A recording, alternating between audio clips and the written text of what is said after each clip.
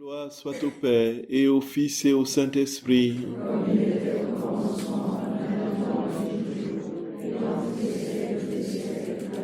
Ô mon Jésus, pardonnez-nous nos péchés, préservez-nous du feu de l'enfer, et conduisez au ciel toutes les âmes, spécialement celles qui ont le plus besoin de votre sainte miséricorde. Ô Marie conçue sans péché, ô Marie conçue sans péché, ô Marie conçue sans péché, que par la miséricorde de Dieu, les âmes des fidèles trépassés reposent en paix. Au nom du Père, et du Fils, et du Saint-Esprit. Chers frères et sœurs bien-aimés dans le Seigneur, dont nous avons compris tout à l'heure ce que le Seigneur nous disait sur la valeur d'un acte accompli dans la divine volonté, sa nature et sa puissance. Et il nous a dit que les actes qui étaient accomplis en lui prenaient la forme de sa vie et ne restaient pas sur la terre. Et ils allaient directement au ciel. Et les actes qui n'étaient pas accomplis en lui passaient nous attendre au purgatoire en attendant d'être purifiés pour aller rejoindre les dernières places au ciel.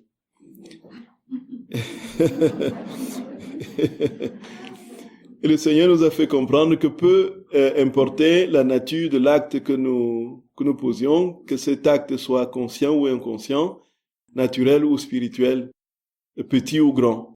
L'essentiel, c'est que, n'est-ce pas, sa vie se forme dans cet acte et qu'il se retrouve dans cet acte. Et c'est alors que nous avons établi, en terminant, le parallèle entre celui qui fait de grandes œuvres absolument faramineuses et que l'on voit et que l'on admire et que l'on l'admire, même spirituel, et celui qui simplement dans un acte naturel comme le battement de la paupière, la différence entre les deux, c'est que dans le battement de la paupière, l'acte est accompli par Dieu et donc produit l'éternité de vie de Dieu, là où les grandes œuvres absolument faramineuses et tapent à l'œil, y compris spirituelles, de l'autre, n'ont produit que de la fumée noire. Voyez. Voilà ce qui se passe. Les actes humains. Et alors, peu importe, frères et sœurs d'amour, que ces actes-là soient petits ou grands. Et nous avons une comparaison avec l'Eucharistie, avec le Saint-Sacrement de l'autel. C'est absolument précis, là. Peut-être que si Michel le souhaite bien, on peut faire l'année prochaine la retraite, ce qui est déjà fait 2 fois. On fait un peu de réchauffer sur l'Eucharistie, peut-être. Qu'est-ce que vous en dites? Ou si ça vous dit, on peut faire l'année prochaine sur l'Eucharistie. En fait, si c'est encore possible de prêcher la divine volonté, c'est ça. Parce que, effectivement, frères et sœurs d'amour, je ne peux pas vous dire ce que, en travaillant cette retraite sur l'Eucharistie, ce que j'ai personnellement compris et ce qui a complètement transformé non seulement ma compréhension, mais ouais, j'essaye, même si je continue à être distrait, tête en l'air, ce qui se passe pendant l'Eucharistie. Quand le Seigneur explique les différentes étapes dans le livre du ciel, c'est absolument puissant. Et du coup, c'est parmi, pour moi, les retraites préférées, quoi. C'est au top 1 des retraites dans ce que j'ai préparé. Vraiment, c'est... Et donc, c'est déjà 2 fois. La prochaine, c'est à Roque Castello, avec Bruno. Bruno est là, je ne le vois pas depuis. Non. Ah oui, Bruno, tout à fait. Et Guylaine, tout à fait. Roque Castello. Et puis, non, Bruno, c'est celui qui organise les retraites à Roque Castello. Près de la Sainte-Baume, voilà. Ce sera en été, au mois d'août prochain, le Seigneur le veut, si le Seigneur le veut. Et puis, il y en a déjà eu à Geberville, il y en a eu déjà donc ça fait 2 fois déjà qu'on parle de l'Eucharistie. Et la 3e, ce sera au Castello. Donc, si Parce qu'on n'a jamais fini de comprendre cet infini mystère du don que le Seigneur nous fait dans le Saint-Sacrement de l'autel, frères et sœurs d'amour. Vous voyez? Et alors, donc, j'ai pensé à ça, pourquoi? Parce que il y a, vous voyez, ça vient même à l'idée. Marie, on peut travailler sur l'Eucharistie, vous pouvez composer des chants sur l'Eucharistie, Marie. C'est ça? Oui, tout à fait. À partir des textes du livre du ciel. Oh oui, tout à fait. Bon, Marie a fini les 9 excès d'amour qui vous seront proposés quand ça apparaîtra. Donc, on peut pas, vraiment, c'est inouï. Frères et sœurs d'amour, Dieu se donne pleinement, totalement. Que vous ayez un morceau de pain gros comme cette salle, ou que vous ayez une miette qui tient au bout d'une aiguille. On est d'accord? Dans la miette qui tient au bout d'une aiguille à coudre, vous avez la totalité du ciel. Vous avez tous les saints, tous les anges, vous avez la Vierge Marie, vous avez le Seigneur, vous avez l'immensité de Dieu. En son corps, son sang, son âme et sa divinité, dans la petite miette. Voyez? Et c'est lui qui a un morceau de pain gros comme cette salle, qui va passer 3 mois à manger, voyez un peu, à la même quantité de Dieu, à la même proportion de Dieu. C'est absolument inouï, non? Et donc, dans les actes qui sont faits dans la divine volonté, c'est quasiment pareil. Quasiment pareil. C'est-à-dire que il est tout aussi présent dans une messe qui est célébrée par Padre Pio en 7 heures de temps que dans un clignotement de l'œil. C'est inouï! C'est inouï! Parce que quoi? C'est parce que, en fait, si c'est vécu, bien sûr, si le clignotement de l'œil, c'est lui qui l'a fait. Si c'est dans sa divine volonté, il est tout aussi présent. Et donc le Seigneur dit que nous serons désormais des hosties, c'est-à-dire qu'il veut nous transsubstantier. Il veut que son projet, c'est de nous transformer en des hosties vivantes. C'est-à-dire qu'il veut être présent en nous, comme il est présent dans l'Eucharistie. Totalement, parfaitement, en sa substance. Mais c'est des puits sans fond de mystère, de lumière. Et donc, à partir de l'Eucharistie, on peut comprendre parfaitement de bout en bout ce que la divine volonté. Et c'est pourquoi, frères et sœurs bien-aimés, au jour d'aujourd'hui, le seul lieu où la plénitude de la vie dans la divine volonté se vit, c'est à la messe. Et il n'est donc pas possible de comprendre qu'on dise qu'on est dans la divine volonté et que la messe, on le laisse de côté. C'est pas possible. Pas possible. C'est là qu'on a le tourbillon de la vie de Dieu. C'est le mystère des mystères. Les saints mystères. C'est pourquoi le dernier assaut de l'ennemi sera l'attaque contre la messe. Voyez. Ce sera le dernier assaut de l'ennemi. Mais il n'aura pas, le Seigneur ne permettra pas. Ce n'est pas possible. Le Seigneur ne permettra pas. Et je pense que, frères et sœurs d'amour, vivons chaque messe comme c'était, comme dit Sainte Thérèse de Calcutta. Elle avait affiché ça dans sa sacristie, quand les prêtres venaient célébrer. Il disait, prêtre, vis cette messe comme si c'était ta première messe, ta dernière messe, ton unique messe. Voyez, frères et sœurs bien-aimés. Le mystère est grand. Et donc le Seigneur dit très clairement que l'infiniment petit acte que nous posons contient la totalité, la plénitude de ce qu'il est. La plénitude du ciel, la vie du ciel. Et on comprend, frères et sœurs d'amour, Oh, Jésus d'amour, voyez. Vous connaissez l'histoire du cardinal Van Thuan. C'était ce cardinal vietnamien, c'était cet évêque vietnamien qui avait été, parce qu'il était de rang noble, persécuté par les communistes, fortement anticléricaux naturellement, et qui brûlaient les églises. Et on est venu le sortir de son évêché, et on l'a torturé en prison pendant plus de 10 ans, voyez, et on le mettait dans un espace comme ça, pour le rendre fou, dans un espace d'1 mètre carré, où il devait passer la nuit et tout ça, complètement fermé, juste avec une petite lucarne pour la lumière qui est rentrée. Alors, il Et à un moment donné, il devenait fou pratiquement. Alors ce qu'il faisait, c'est qu'il récitait les Ave Maria en tournoyant sur lui, et un peu les Ave Maria, ainsi de suite. Et puis, le temps a passé, et il chantait en latin, et puis les gardes on l'a fait sortir de cette cellule au bout de quelques mois, et puis on l'a placé dans un centre de détention, et puis le garde qui le surveillait, il chantait le chant en latin, et puis un jour il surprend le garde qui en sortant de sa douche chantait le même chant que chantait l'évêque. Et puis, il lui parlait, et il a commencé à lui parler, et puis ce garde-là a accepté, finalement, qu'il ait une visite en passant, quoi. Mais c'était très strict, hein, c'était une visite, et puis, la visite qu'il recevait, c'était ces chrétiens qui avaient été dispersés.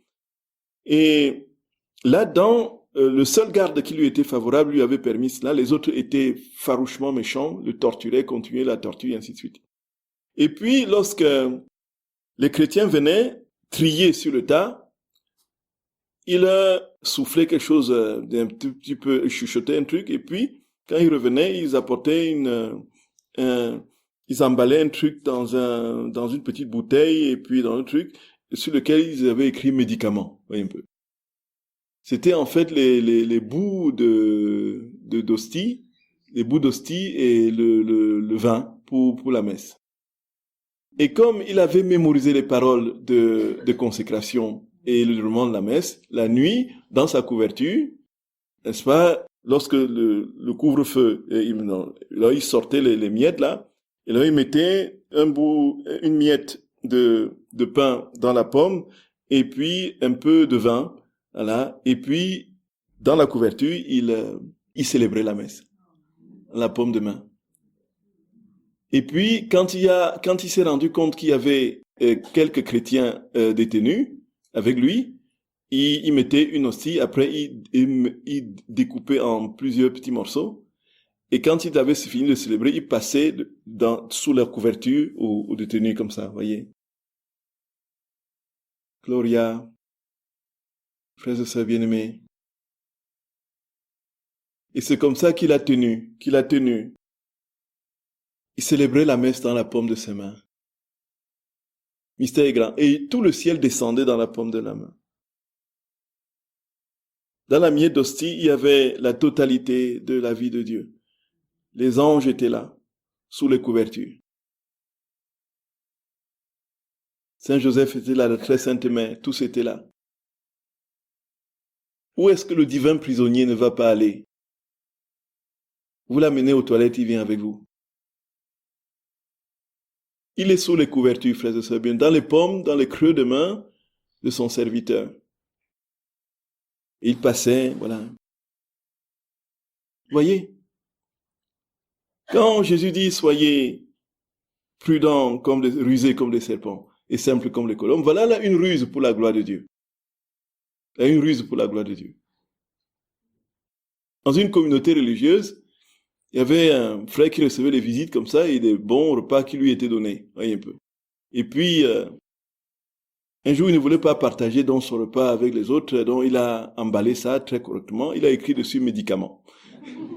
Il a déposé au frigo, il a marqué médicaments pour qu'on ne touche pas, quoi, pour être le seul à manger. Voilà. Quand notre ruse nous pousse à nos passions, là où la ruse de ce cardinal le poussait justement à rendre le Seigneur présent au cœur de ses... Ils ont même écrit la même chose, médicaments. Ils ont écrit la même chose. Médicaments. Donc, c'était pour dire que cette vie dans la divine... Et alors maintenant, très concrètement, qu'est-ce qui se passe? Quand tout cela est connu, quand nous avons la pleine conscience de ces vérités, nous ne réfléchissons pas pour savoir si les battements de nos cils produisent Dieu, ou bien si nos paroles produisent Dieu, ou si nos pas produisent Dieu, ou si nos actions, nos gestes produisent Dieu, ou si nos prières produisent Dieu. On ne réfléchit plus. On ne réfléchit plus. Ce n'est d'ailleurs pas possible de penser à tous les mouvements, y compris conscients ou inconscients de nos...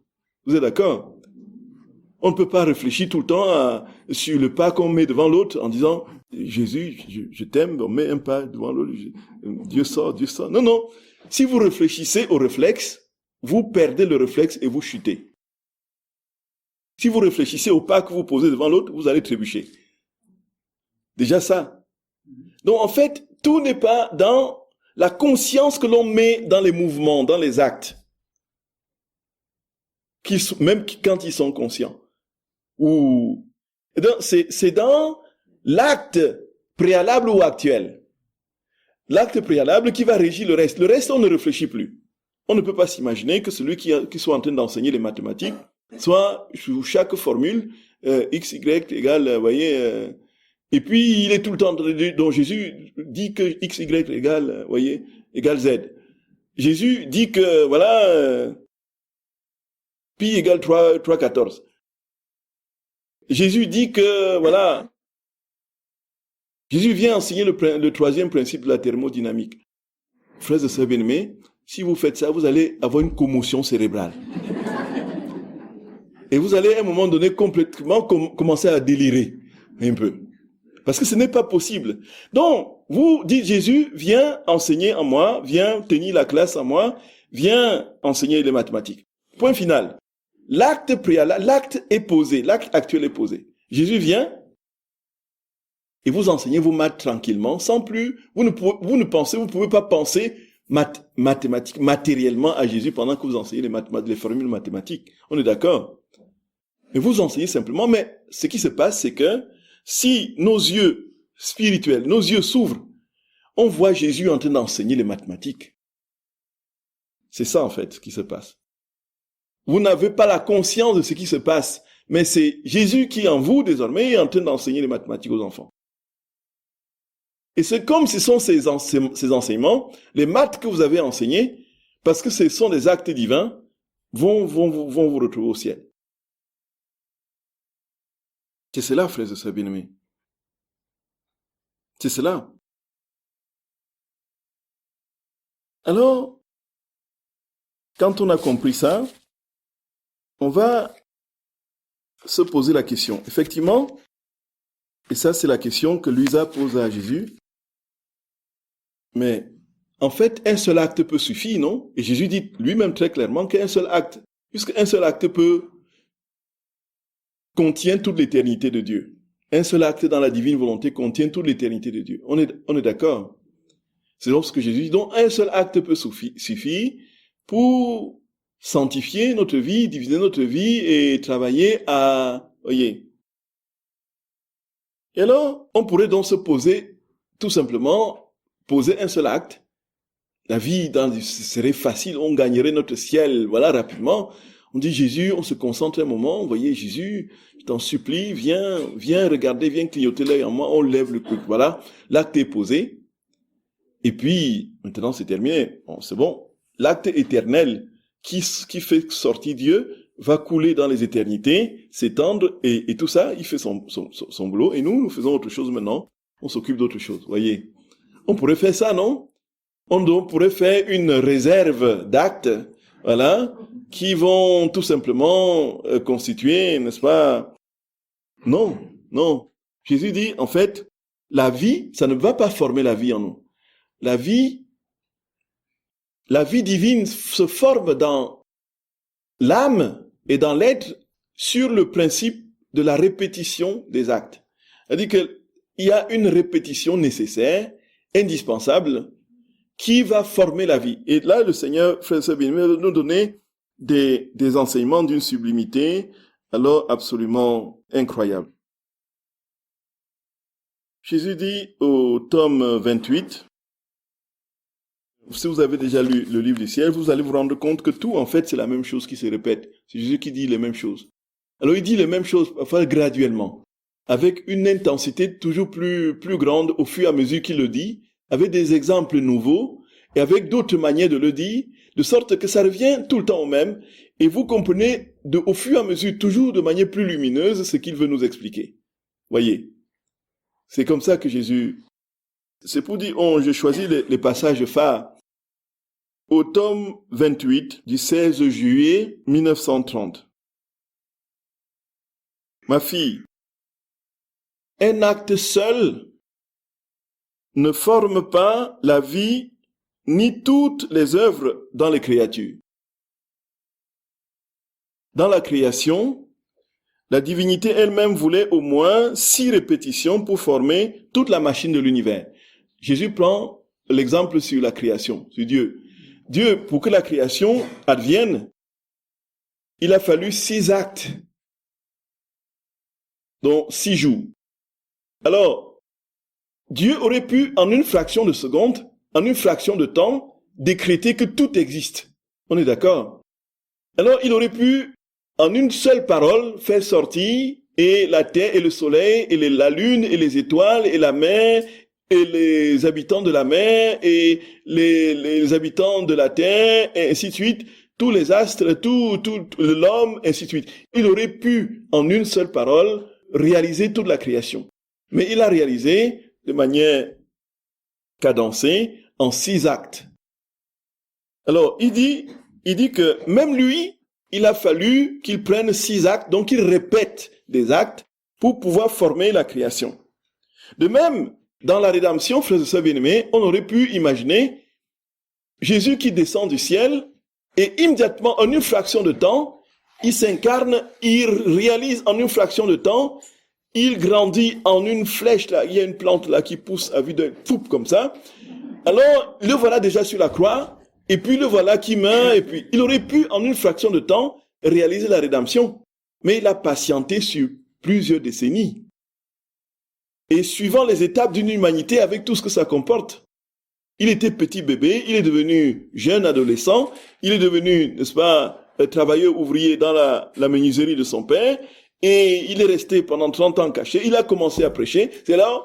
Donc il y a une répétition des actes qui est nécessaire et indispensable. On ne peut donc pas dire que j'ai fait mon quota d'actes et c'est terminé, j'ai posé mes actes et puis c'est fini. Puisque ce sont des actes éternels que j'ai posés, ils vont continuer leur chemin et me sanctifier, me diviniser et tout ça. Et donc, le Seigneur dit très clairement, dans l'ordre de la rédemption, il aurait pu aussi, en une fraction de temps, tout réaliser. Mais ça n'a pas été le cas. Mais non, il nous a plu de le répéter pour avoir le plaisir de voir surgir de nous, par notre force créative, tantôt le ciel bleu, tantôt le soleil, et ainsi de suite. Donc, qu'est-ce qui est au cœur de la répétition des actes chez Dieu? C'est qu'il y a une manifestation pleine de sa vie qui se donne de manière diffractée et kaléidoscopique, avec toutes les conséquences et toutes les harmonies de joie que cela peut procurer. Et Dieu est dans un contentement continuel à voir ses œuvres se déployer avec lui-même et en lui. Et quand c'est ainsi fait, le Seigneur dit très clairement, vous ne pouvez pas prétendre être dans la divine volonté avec un seul acte. Vous ne pouvez pas prétendre être dans la divine volonté avec deux actes seulement. Puisqu'il faut que les actes soient en correspondance avec la plénitude de ma vie. Or, la plénitude ne souffre plus de la quantité. La quantité n'existe plus dans la plénitude. Puisque la plénitude, c'est sans, on ne peut pas dénombrer ce qui est plénitude. Et donc, il faut que cette plénitude s'établisse vraiment. Et donc, il faut la répétition sans cesse de nos actes. Et frères et sœurs d'amour, nous allons nous rendre compte, pour être plus concret, qu'au fur et à mesure que nous appellerons Jésus dans tout ce que nous ferons, nous nous rendrons compte que notre être intérieur se transforme. Je ne sais pas vraiment ça a été le cas pour moi. C'est un tout petit peu cela que j'essaie de voir. Et moins nous faisons appel au Seigneur, plus autre chose, la nature ayant horreur du vide, plus autre chose vient combler notre pensée, nos cœurs, nos pensées, ainsi de suite. Et nous sommes dans une surprise désagréable de voir que nous qui sommes pleins de bonne volonté, sommes pollués par 1001 choses qui ne correspondent pas à notre droite intention intérieure. Et on se pose la question, mais qu'est-ce qui est en train de se passer? Parce que nous avons laissé le vide. Et donc, le fait de passer, voilà, on fait 5 minutes de prière, et puis on prend 3 heures de repas, vous voyez un peu? Comme dans les sorties de messe, là, les gens, quand vous sortez de la messe, les gens vous montrent leur montre comme ça, vous voyez, vous avez débordé de 5 minutes. Ah oui, bien sûr. Débordé de 5 minutes. Parce qu'il y a le rôti au feu. Le rôti. Et quand on s'en va pour manger du rôti, on passe 3 heures, 4 heures sans problème. Quand on a fini de manger et jusqu'au dessert, jusqu'à la dernière liqueur de digestion, on ne veut même plus partir de table. Mais qu'est-ce qui va gagner notre esprit dans ces conditions, oui, frère Salomon? Qu'est-ce qui sera notre... Là où est ton trésor, là aussi est ton cœur. Et c'est ainsi. C'est ainsi. Donc, en même temps, pourquoi est-ce que le Seigneur veut que les actes soient répétés? C'est tout simplement parce que c'est la multiplication des actes répétés qui forme la plénitude de sa vie. Et dans cette multiplication des actes répétés, il y a le surgissement de tout le rayonnement de sa gloire, de sa lumière, de sa sainteté, qui se répandent et qui continuent à se répandre et qui s'étendent et laissent peu de place ou plus du tout aux ténèbres. Voyez, frères et sœurs bien-aimés, c'est cela. Il continue. Le dernier fiat a été répété sur l'homme comme l'accomplissement de toute l'œuvre de la création. Donc c'est le dernier à être créé. Notre fiat n'a pas ajouté un autre fiat pour créer d'autres choses. Il se répète toujours. Lui-même pour maintenir et conserver toutes choses en action dans son souffle de fiat, comme si nous les avions créés à cet instant.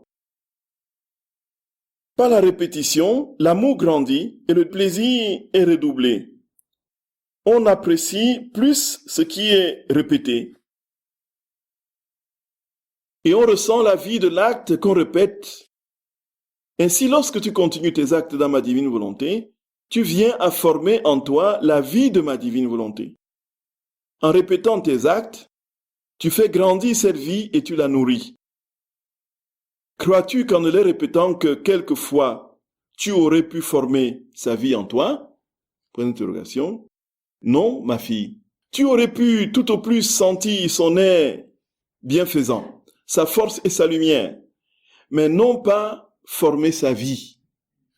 Donc, si nous avons un seul acte que nous sentons juste, voilà, Dieu est passé par là, ça nous fait du bien, mais l'acte même, l'acte, la vie de Dieu ne peut pas se former en nous à partir d'un seul acte.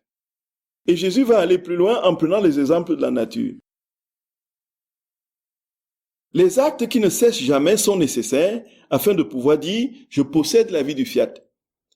N'est-ce pas la même chose dans la vie naturelle, dit Jésus? La nourriture et l'eau ne sont pas données une seule fois. Donc, on ne peut pas dire « j'ai mangé aujourd'hui, ça va valoir pour un mois ». Alors, j'ai respiré aujourd'hui, ça vaut pour la semaine, le reste de la semaine, j'entre en apnée. Dès les premières minutes, nous allons mourir. Il dit, dans les actes naturels, il y a une répétition nécessaire qui fait la vie.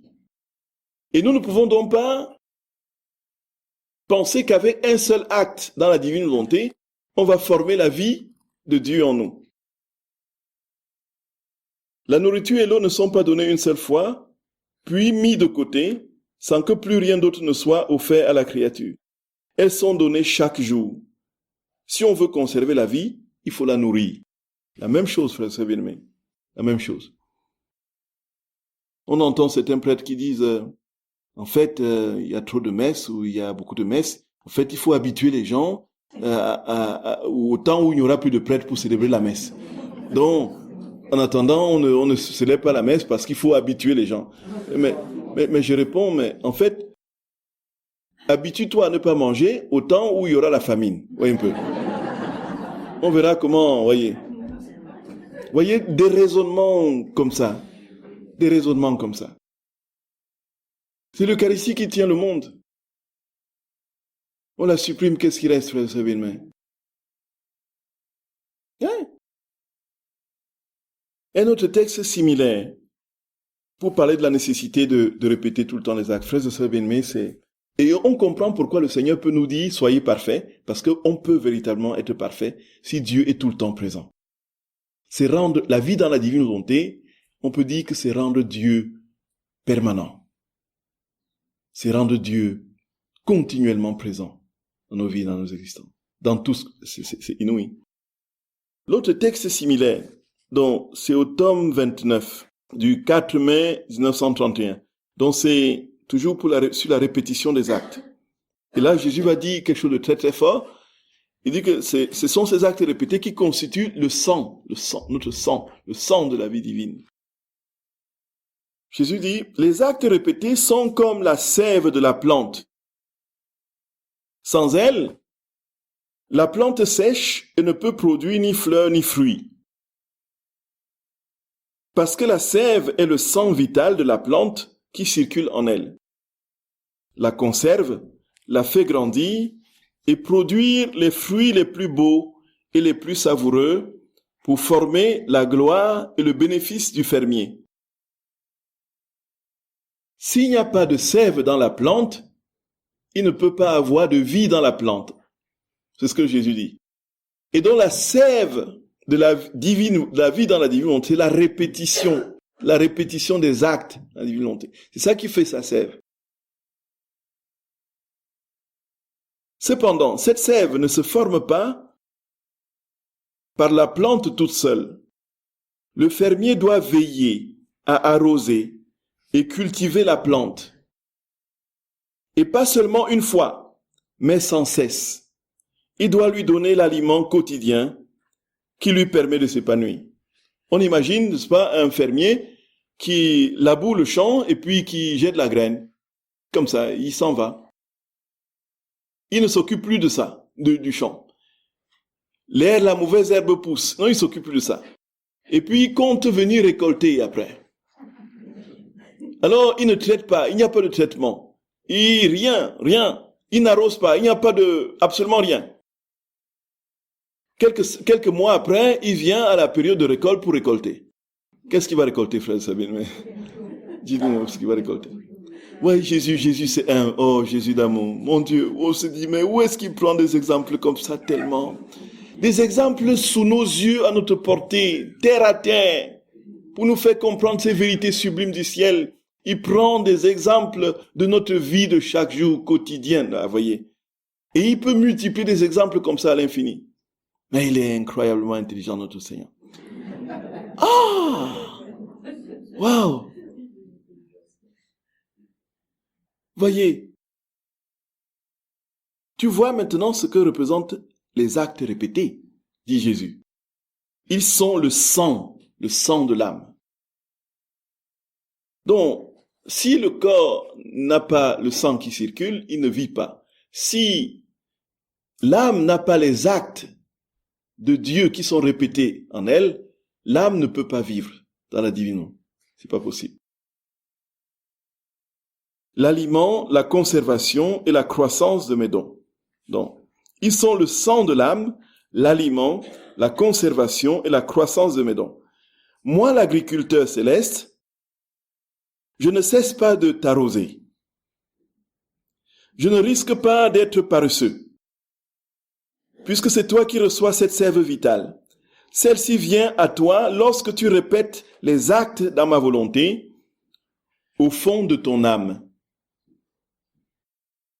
À ce moment-là, tu ouvres la bouche et je déverse ce sang dans ton âme. Gloria.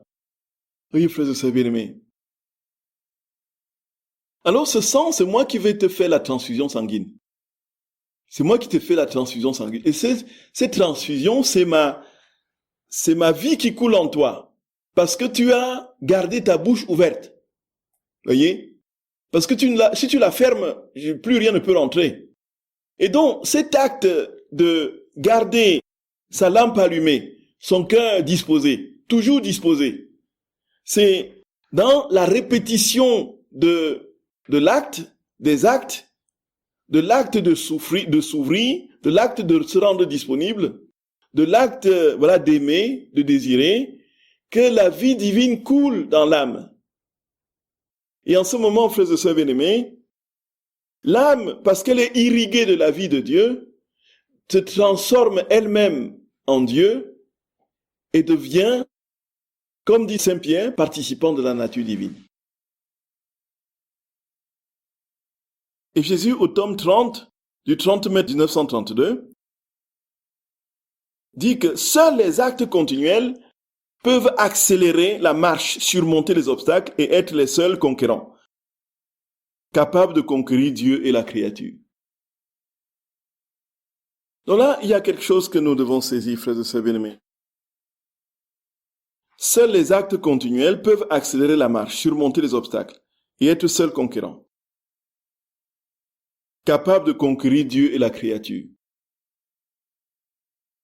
C'est le texte de l'Évangile où le Seigneur dit, si la parabole, quelqu'un qui veut bâtir une maison, il faut qu'il sache s'il va terminer la maison, sinon les passants vont rigoler en voyant la maison non terminée, ou encore un roi voulant mener une guerre, n'est-ce pas, qui n'a que 10 000 hommes, il s'inquiète pour savoir s'il est capable d'affronter celui qui vient avec lui, devant lui, avec près du triple, quoi.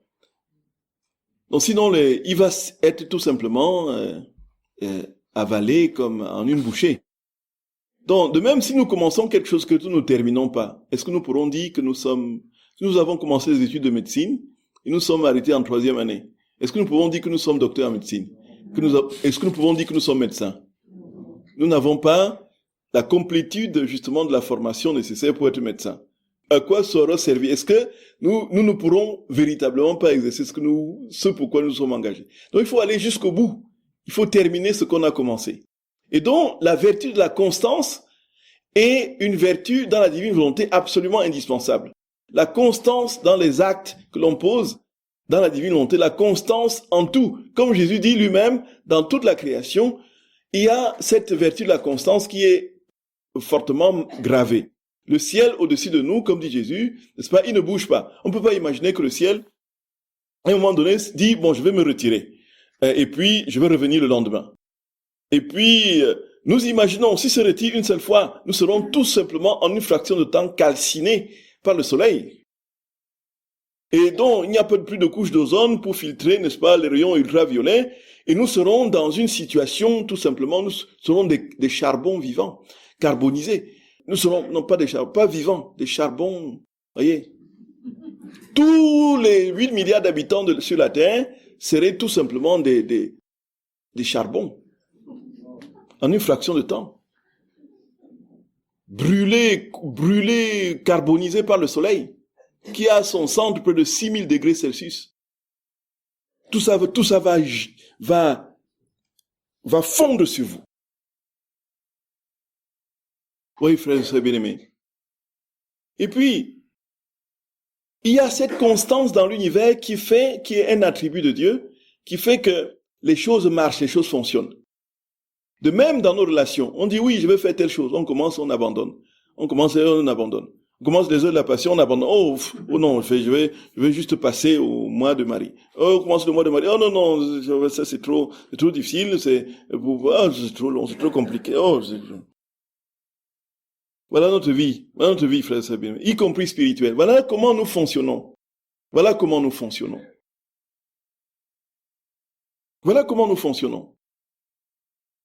On commence une chose, on abandonne. Comment est-ce que Dieu peut former sa vie dans une âme inconstante? Ce n'est pas possible. C'est pas possible. Et donc, c'est une vertu à demander au Seigneur en priorité. La vertu, la constance. Être constant comme Dieu est constant dans son amour. On ne peut pas imaginer qu'il nous donne son amour aujourd'hui et demain la reprend. Et dit, bon, voilà, je te donne pour aujourd'hui, et bon, c'est bon, tu fais ta petite provision, et puis, tu attends que je revienne te redonner. Non. Dieu est dans une constance de dépossession de lui-même, dans une totale donation de lui, qui se fait de manière perpétuelle. Et de même, si nous voulons former la vie de Dieu en nous, il faudrait qu'il vienne de manière totale, continuelle en nous, poser ses actes. Il faut donc que nous lui donnions, que nous ouvrions la bouche pour qu'il fasse cette transfusion du sang de sa vie dans notre, par des actes répétés dans la divine volonté. Notre objectif, c'est d'être saint, comme Jésus est saint. D'être saint comme le Père Céleste est saint. Et cette sainteté doit être l'équivalent de la sainteté même de Dieu. Ce ne sera pas une sainteté parcimonieuse et parcellaire. Ce sera une sainteté pleine et parfaite comme la sainteté de Dieu. Et comme il ne dit pas, soyez parfaits un tout petit peu comme moi.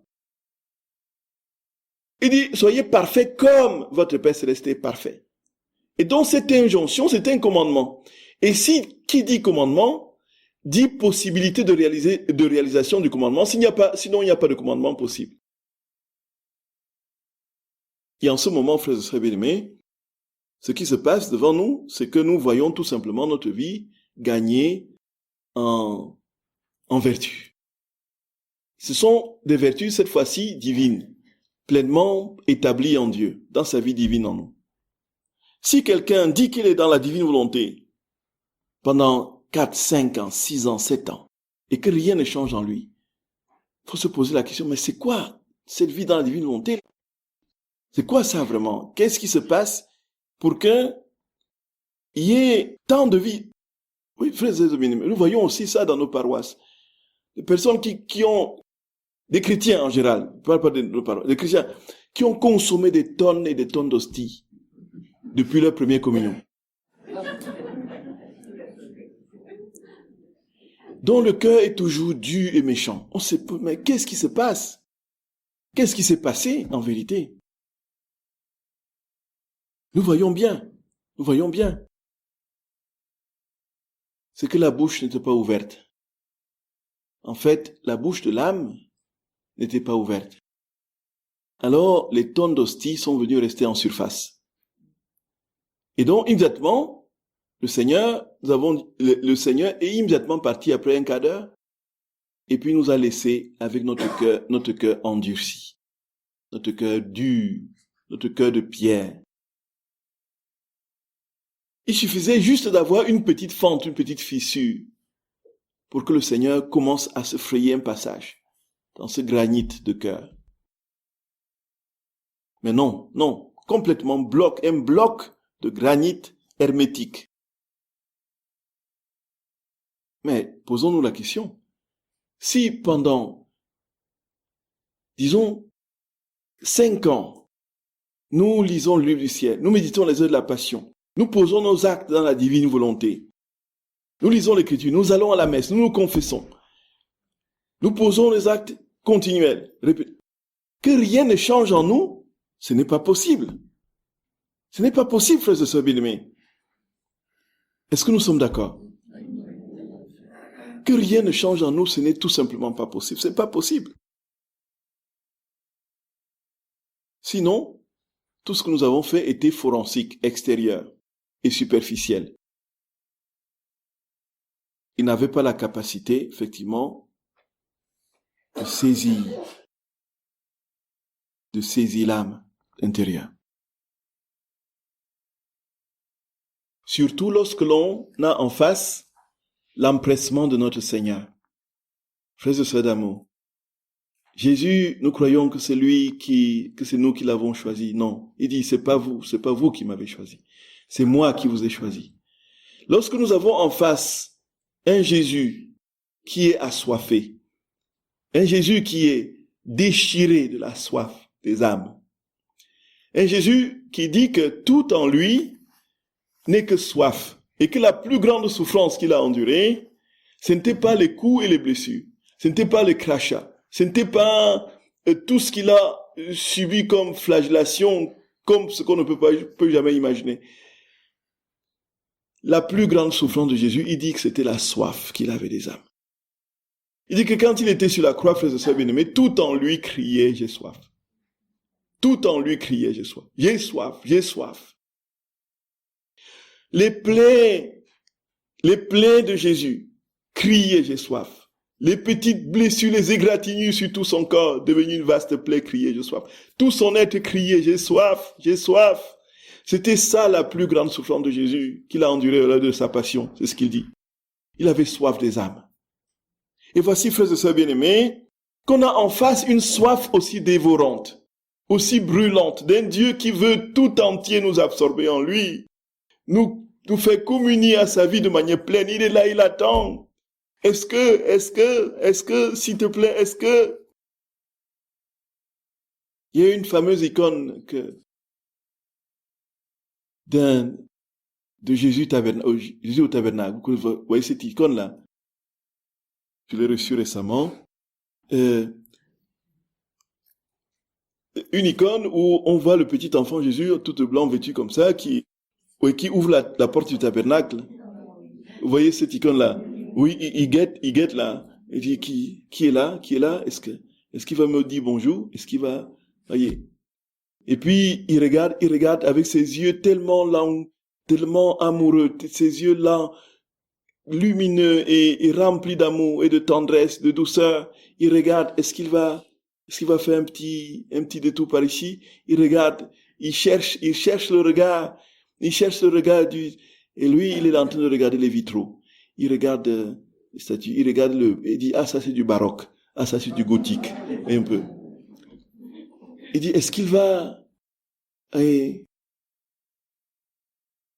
il passe, l'âme finit, il prend ce truc, il sort. Jésus referme la porte du tabernacle, il pleure. Un autre ouvre la porte de l'église, il rouvre la porte du tabernacle, il regarde, ses yeux langoureux. Est-ce qu'il va un peu comme ces chiens-là qui attendent la nourriture de leur maître? Ils sont tellement, voyez, dans le regard suppliant là. Et on passe, on regarde. Puis il y a un autre qui regarde plutôt où se trouve le tronc. Et avec un bout de chewing-gum au bout d'une tige là. Il va vouloir chercher une pièce. Voyez. Jésus regarde, il dit, qu'est-ce qu'il va me... Non. Petit Jésus, il vole les pièces, il s'en va et il ferme le tabernacle.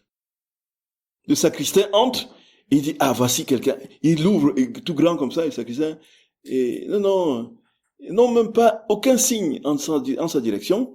Il prend ses clés, et puis il ferme ce truc, il va regarder s'il y a le reste des bougies là, il sort ça, et puis, est-ce qu'il va regarder un peu? Il regarde le sacristain dans tout ça. Il va ouvrir la porte de la sacristie, il regarde là, il referme la porte du tabernacle, il pleure. Jésus a soif des âmes, frères et sœurs d'amour.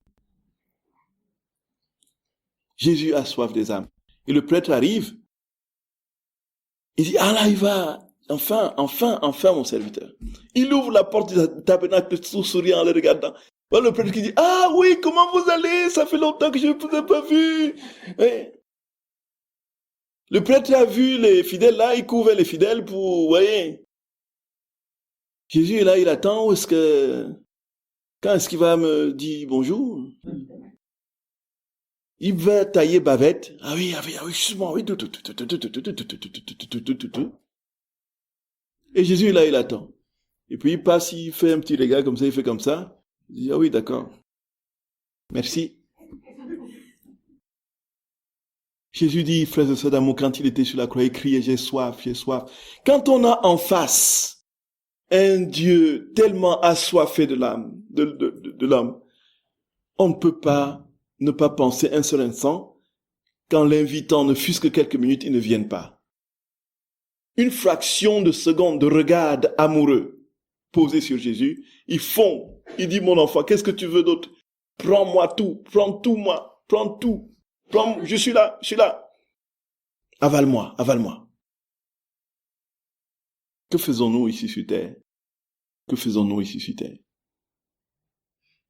Chercher les plaisirs, courir après les plaisirs éphémères, frères et sœurs d'amour. Courir après les honneurs et la gloire. Courir après quoi?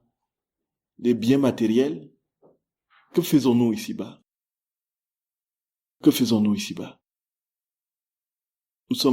Nous avons été créés pour aimer Dieu et amener à lui toutes les âmes. Voilà notre vocation. La vocation à la sainteté. Rien d'autre que rien d'autre ne nous retienne.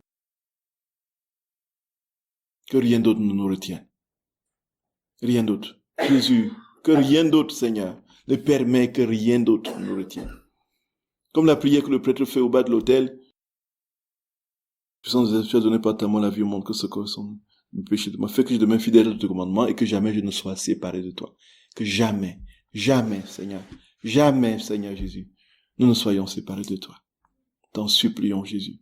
T'en supplions. Je vous salue, Marie, pleine de grâce. Le Seigneur est avec vous. Vous êtes bénie entre toutes les femmes. Et Jésus, le fruit de vos entrailles, est béni.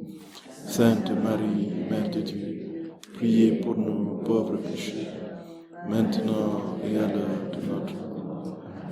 Au nom du Père et du Fils et du Saint-Esprit. Amen.